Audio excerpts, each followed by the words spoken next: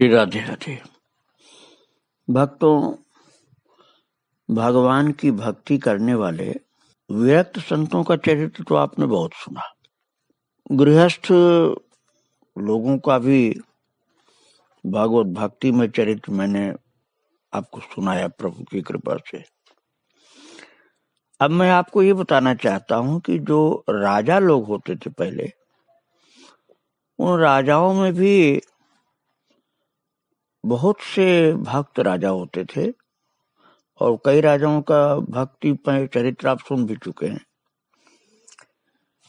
राजाओं के जमाने में युद्ध उनका एक राजधर्म बन चुका था, क्षत्रिय का धर्म बन चुका था।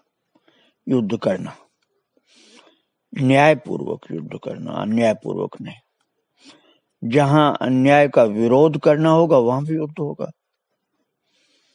अन्याय का विरोध करना होगा तो वो युद्ध एक तरफ तो अन्याय वाला हुआ, एक तरफ न्याय वाला हुआ। धर्म और अधर्म का युद्ध हो जाता था। जैसे पांडव लोग तो सब धर्मात्मा थे, वो नहीं चाहते थे कि युद्ध करें, लेकिन महाराज पांडवों को भी युद्ध करना पड़ा था, क्योंकि कौरव अधर्मी थे और वो अपने अधर्म का विस्तार कर रहे थे और उनके अधर्म का नाश करने के लिए धर्मात्मा पांडवों को युद्ध करना पड़ा था। यहाँ तक कि ठाकुर जी को भी उस युद्ध में सहयोग करना पड़ा, रथ हाँकना पड़ा। ये घटना तो प्रसिद्ध ही है महाभारत की। इसी तरह से और भी बहुत से युद्ध हुए हैं धर्मात्माओं के द्वारा धर्म की रक्षा करने के लिए। और ऐसे धर्म युद्ध में भक्तों को भी, भगवान के भक्तों को भी युद्ध भूमि में जाना पड़ा है, जैसे पांडवों को जाना पड़ा था। ऐसे ही मैं आपको सुनाने जा रहा हूं। एक भक्त राजा थे, महाराज श्री गोपाल दास जी यादव। उनका चरित्र आप सुनने जा रहे हैं। राजस्थान में करौली नाम की जगह है, वहां पर ही रहते थे। अब उस बात को ठीक ठीक समझने के लिए मुझे थोड़ा सा इतिहास का सहारा लेना पड़ेगा, जिससे बात को ठीक से आप समझ सकें। सम्राट अकबर ने दौलताबाद पर कई चढ़ाई की और अहमदनगर के युद्ध में चांद बीबी ने मुगल सेना को परास्त किया। अकबर के लिए लज्जा की बात थी, क्योंकि वो एक प्रसिद्ध शासक था और शक्तिशाली था। वो सोचता कि मेरी सेना को परास्त कर रहा है, ऐसा शक्तिधर कौन है। अकबर चिंतित था। चिंता की एक और भी बात थी। राजधानी आगरा में एक सुदृढ़ दुर्ग बनाना आवश्यक था, पर उसकी जितनी बार नींव डाली गई वो बैठ गई और मंत्रियों ने उसे ज्योतिषियों से राय लेने की सलाह दी। तो उसने राजा टोडरमल को काशी भेजा और वहां के विख्यात ज्योतिषियों से परामर्श करने के लिए कहा। तो ज्योतिषियों ने दोनों समस्याओं का हल निकालने के लिए कोशिश की अपने ज्योतिष विद्या के द्वारा, और निर्णय दिया ज्योतिषियों ने कि दौलताबाद, जिसका प्राचीन नाम देवगिरी है, यदुवंशियों की राजधानी थी, उस पर विजय किसी यदुवंशी राजा द्वारा ही की जा सकेगी। तात्पर्य यह कि जब तक अकबर किसी यदुवंशी राजा की सहायता नहीं लेगा, तब तक दौलताबाद पर चढ़ाई करता जाए, कुछ होगा नहीं। और आगरा जो है वो ब्रजभूमि के अंतर्गत मानी जाती है जगह, ब्रज की सीमा पर है, उसको ब्रजभूमि के अंतर्गत भी माना जाता है। तो इसलिए आगरा के किले की नींव भी किसी यदुवंशी नरेश द्वारा ही रखी जाने से सुदृढ़ बन सकेगी। और करौली के राजा चंद्रपाल जी यदुवंशी थे। चंद्रपाल का चरित्र मैं आपको पहले सुना चुका हूं भक्तों, लगभग 1 वर्ष पहले, राजा चंद्रपाल का चरित्र। तो अकबर ने टोडरमल को उनके पास करौली भेजकर उनसे आगरे के किले की नींव रखने के लिए और दौलताबाद पर चढ़ाई करके उस पर विजय प्राप्त करने को कहलाया। और चंद्रपाल राजा उस समय वृद्ध हो चुके थे, उनके पुत्र भरतपाल की मृत्यु हो चुकी थी। तो उन्होंने अपने पौत्र श्री गोपाल जी, जिनको गोपाल दास भी कहा जाता था, गोपाल दास जी को युवराज घोषित किया था। अब जिनका चरित्र आप सुनने जा रहे हैं, वे राज्य का संचालन करते थे। और चंद्रपाल जी अब वृद्धावस्था के कारण युद्ध आदि से दूर रहते थे और भगवान के भजन में लगे रहते थे। तो उन्होंने कहा, संदेश जो लेकर आया था उससे कहा कि आप बादशाह अकबर की ओर से ये संदेश लेकर के आए हैं, इसे मैं अपना गौरव मानता हूं, पर मैं वृद्ध हूं। अब भगवान के भजन के अलावा और कुछ करना मेरे लिए उचित नहीं है। स्वयं तो कुछ कर भी नहीं पाऊंगा, तो अपने पौत्र वीर गोपाल दास को ये दोनों काम में सौंपता हूं। भक्तों, ये गोपाल दास भगवान के भक्त थे और करौली के राजा भी थे। करौली वैसे बहुत प्रसिद्ध जगह है भक्तों। तो युवराज गोपाल दास जी उस समय राजा भी माने जाते थे, वैसे युवराज थे वो गौर वर्ण के, दीर्घाकार सुडौल शरीर वाले, बड़े सुंदर थे और प्रशस्त वक्ष, दीर्घ बाहु, वीरत्व का परिचय देता था उनका शरीर। और ऊर्ध्वपुंड तिलक, वैष्णव तिलक लगाते थे, गले में तुलसी की कंठी, और भक्त हृदय था उनका महाराज, भगवान की भक्ति करते थे। लेकिन भगवान की भक्ति करने पर भी अब राजा का धर्म तो उनको पालन करना ही पड़ता था, इसलिए युद्ध में भी जाना पड़ता था। तो वे राजकाज कुशलता पूर्वक करते थे, प्रजा का पालन पुत्रवत करते, पर दादा का अनुसरण करते हुए भगवत भजन और सत्संग भी करते थे। उठते बैठते, खाते पीते, राज कार्य करते हुए भी हर समय भगवान नाम जप और भगवत चिंतन करते थे। सम्राट अकबर के अनुरोध और दादा की आज्ञा से उन्होंने आगरा जाकर के संवत 1626 में किले की नींव रखी, जो आगरा का किला है उसकी बातें है। और उसके पश्चात युद्ध के लिए तैयार हुए।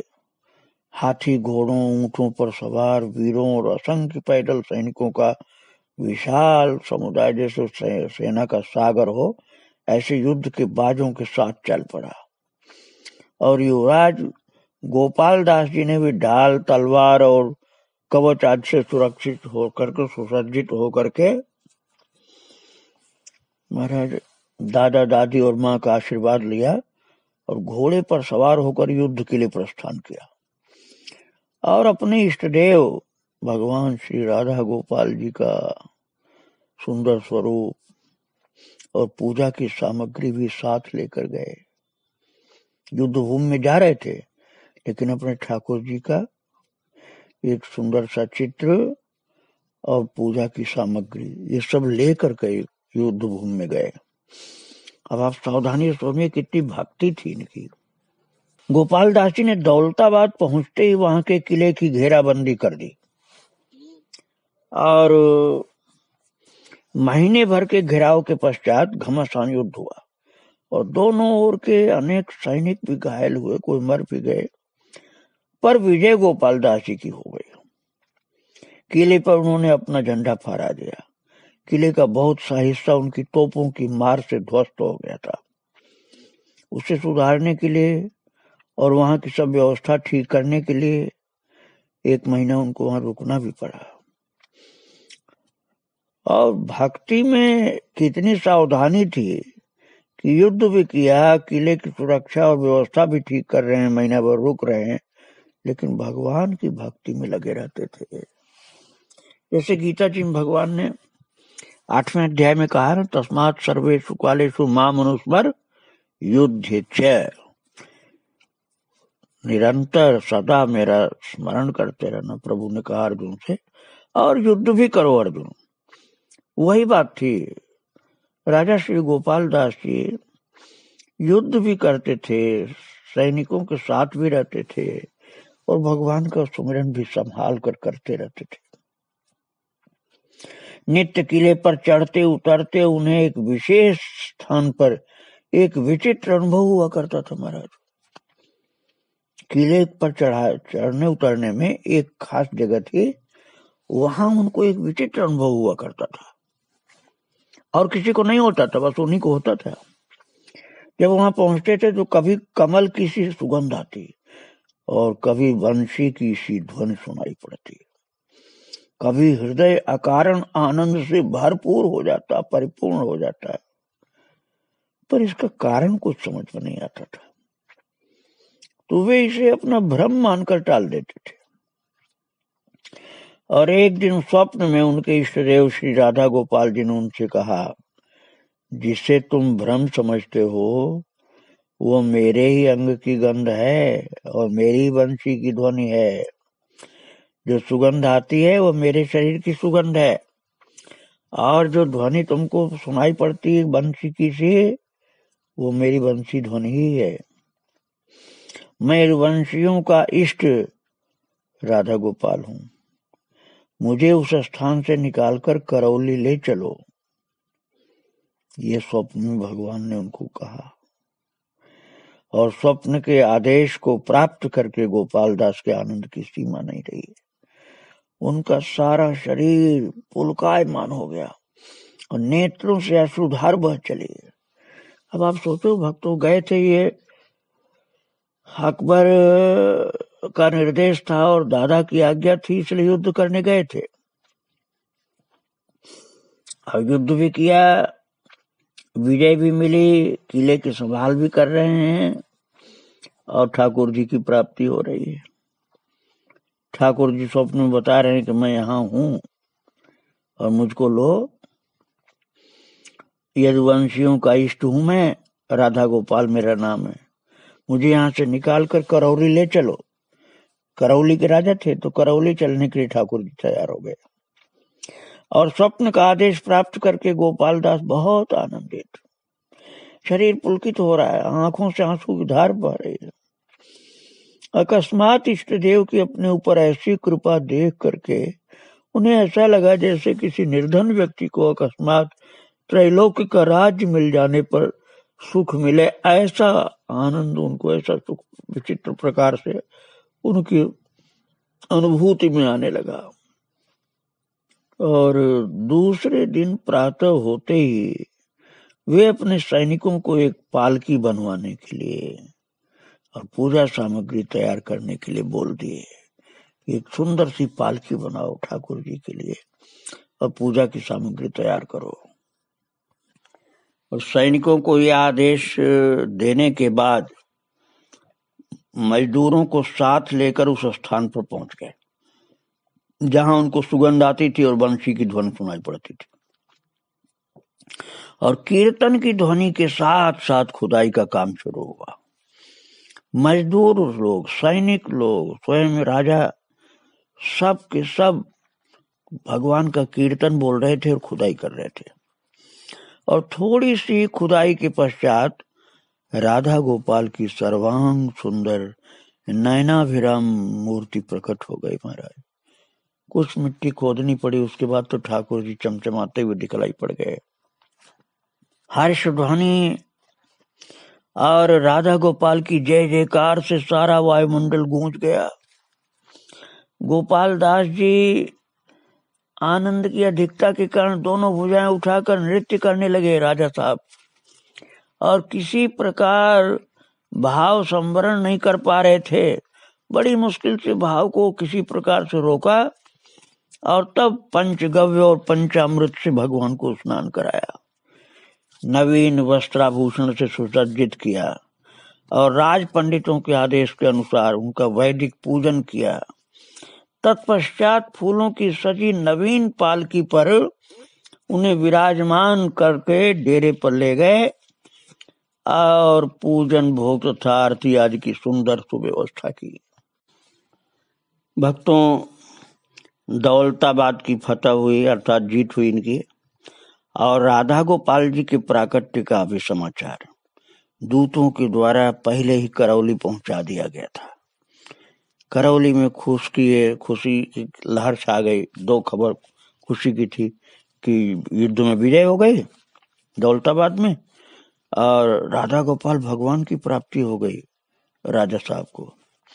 भगवान ने स्वप्न दे करके खुद अपनी प्राप्ति की व्यवस्था की थी और राजा ने प्राप्त किया, आपने सुनाई।